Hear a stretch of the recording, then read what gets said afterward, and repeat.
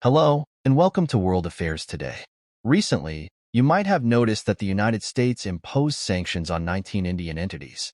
Numerous articles have been published on how the Indian government has remained silent on this matter.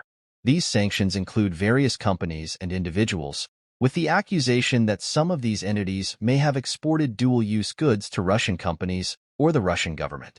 Dual-use items can be used for both civilian and military purposes, even if indirectly. Because of this, the U.S. imposed sanctions on these 19 Indian entities.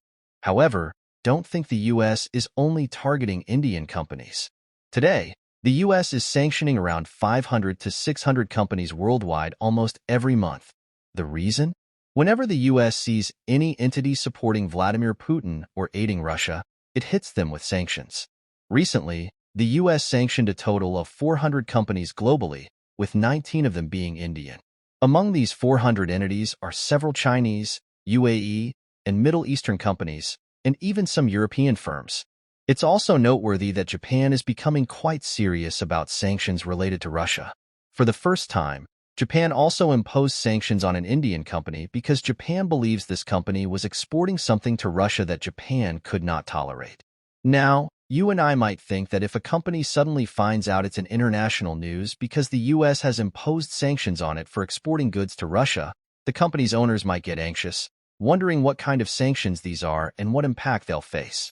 But interestingly, if you read into these sanctions and consider the current value of U.S. sanctions, given how frequently the U.S. imposes them, across the world, Indian companies are now openly stating that U.S. sanctions don't affect them. Most of these Indian firms say U.S. sanctions are unlikely to have any impact, as they simply put it. The U.S. does not control the world, and there is a world beyond America. We are not its slaves. Essentially, these companies are making it clear. They are not doing any business with the U.S. Now, let's understand what U.S. sanctions entail. They essentially prevent companies from exporting to, importing from, or conducting financial transactions in the U.S. If these companies had any bank accounts in the U.S., they'd be frozen. However, the sanctioned Indian companies are saying they receive payments in rupees. For instance, since India has been purchasing a lot of oil from Russia, payments for these imports are settled in Indian rupees. Therefore, when Russian companies buy from Indian firms, they pay directly in rupees from these transactions. Indian companies are openly saying, "We are neither receiving dollars nor euros in our bank accounts, only Indian rupees." So as long as their products sell and they receive payments, U.S. sanctions are of no concern to them. This is a significant development, showing that, at both the local and company levels, the fear of U.S. sanctions in India has diminished. Now, a question arises. Why did the U.S. impose sanctions on these Indian companies in the first place? What exactly were these companies exporting to Russia?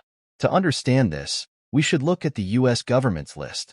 For example, one of the sanctioned companies, Ascend Aviation Private Limited, reportedly made 700 shipments to Russia, including components worth $200,000, such as U.S.-origin aircraft parts.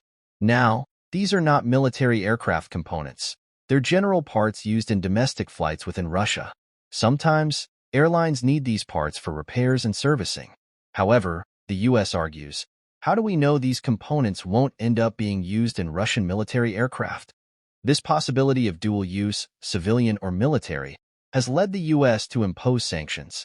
The U.S. has placed sanctions on several companies and individuals using this extra cautious approach.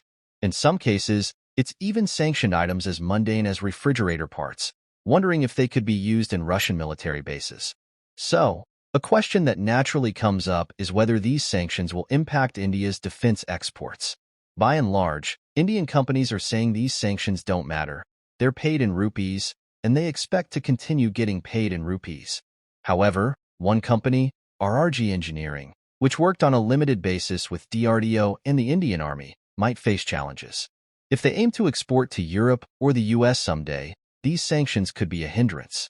The majority of Indian companies aren't too concerned about these sanctions and are bravely facing them. But DRDO, for instance, may face some inconvenience and need to look for alternatives. Now, one thing to note here is the potential impact of the next U.S. presidential election. If Donald Trump wins, he's expected to lift many sanctions related to Russia and even secondary sanctions on companies that do basic-level trade with Russia. Many Indian companies hope that, if Trump takes office, the current sanctions will become null and void. Trump's stance is that the U.S. is pushing away nearly every country with these sanctions, creating distance unnecessarily. If he comes into power, he may remove these restrictions, which many feel are excessive. So, this situation could change drastically in the future, and I'll make sure to keep you all updated with the latest developments.